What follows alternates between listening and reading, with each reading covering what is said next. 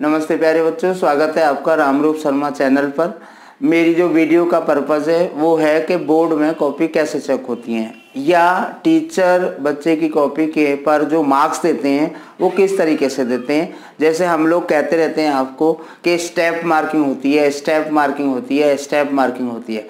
तो वो step marking क्या है, किस तरीके से बोर्ड में टीचर्स जो इवेल्युएटर होते हैं वो बच्चों को मार्क्स देते हैं, वो मैं बताने की कोशिश कर रहा हूं ताकि आपका एक तो डर निकल जाए। अगर आप 9th से 10th में हैं तो आप ये सीख जाएं, क्योंकि जिस तरीके से टीचर मार्क्स देना चाहता है हमें अपना आंसर उसी तरीके से रखना है। जितना आप टीचर के अकॉर्डिंग आंसर रखोगे, जिसे हम कहते हैं ना प्रेजेंटेशन बहुत अच्छा है। प्रेजेंटेशन बहुत अच्छे का मतलब ये है कि टीचर जैसे आंसर को देखना चाहता है, टीचर जैसे आंसर देखना चाहता है मतलब जो स्टैंडर्ड तरीका होता है।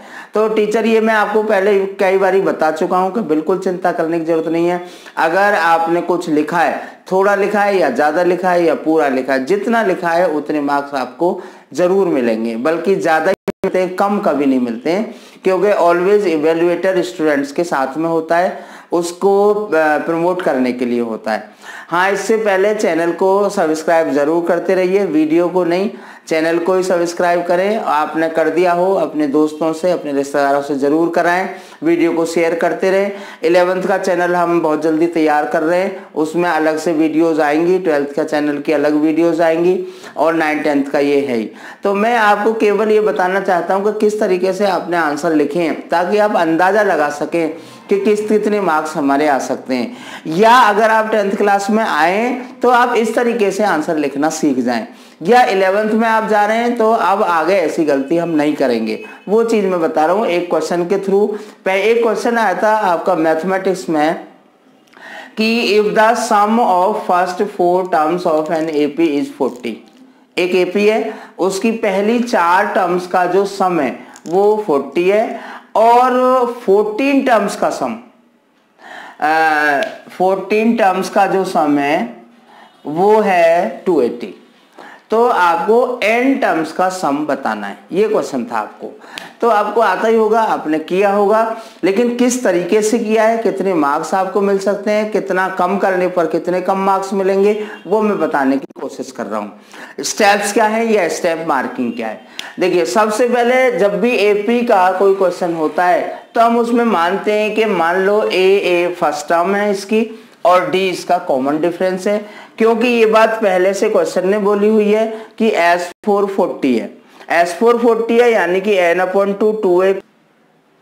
तो आपने अगर S4 40 लिख के सॉल्व करके यहां पर इक्वेशन बना दी है तो इसका मतलब है आपका 1 मार्क हो चुका है। राइट, क्लियर है। तो अगर आपने इतना भी काम किया तो 1 नंबर आपको जरूर मिलेगा।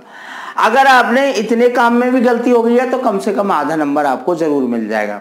उसके बाद में दूसरी कंडीशन थी कि 14 टर्म्स का सम इतना है, तो अगर आपने उसको सॉल्व कर दिया है तो 1 मार्क आपका फिर दोबारा से हो गया। इसी को हम कहते हैं स्टेप मार्किंग। इसी को हम कहते हैं कि आपको अटेम्प्ट जरूर करना है। अटेम्प्ट करेंगे तो आपको कुछ ना कुछ मार्क्स मिलेंगे। फिर अगर हमने इक्वेशन 1 और 2 को अगर सॉल्व कर दिया और वहां से हमने ए की वैल्यू निकाल दी और डी की वैल्यू निकाल दी, अगर आपने डी की वैल्यू निकाल दी या पहले ए की वैल्यू निकाल दी तो आपका आधा मार्क हो गया।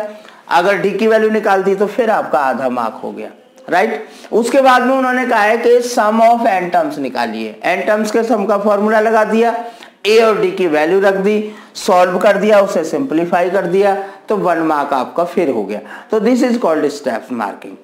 1 mark, half mark and 1 marks. मतलब कहने का है कि ये जो 4 मार्क हैं वो आपके 5 पार्ट्स में डिवाइडेड है।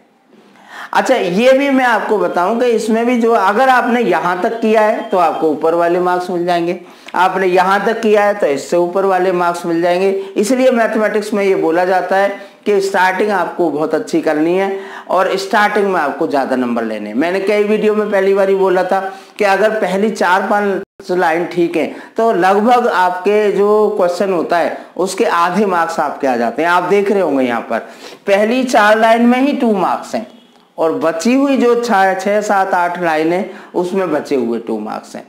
तो अगर आप 11th क्लास में जा रहे हैं तो आप ये चीज सीख के चले। अगर आप 10th क्लास में हैं तो आप ये चीज़ ज़रूर सीख लें, इसे ही प्रेजेंटेशन कहते हैं। और अगर आपने एग्ज़ाम दिए हैं तो आप अपना अंदाज़ा लगा सकते हैं कि आपको किस क्वेश्चन पर कितने मार्क्स मिले होंगे।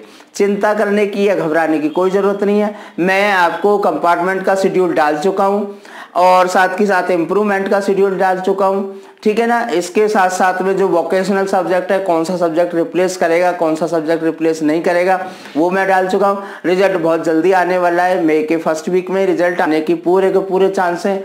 आप एंजॉय करते रहिए। अगले सेशन के लिए अपने जो फ्यूचर प्लान है उसकी तैयारी करते रहिए। मेरे साथ ज़रूर बने रहिए। वीडियो को शेयर ज़रूर करिए। हाँ, वीडियो को शेयर करने के साथ साथ में लाइक तो करते ही होंगे। इसी तरीके से आप बने रहिए, मैं आपके साथ बना रहूँगा। Thank you very much, all the very best.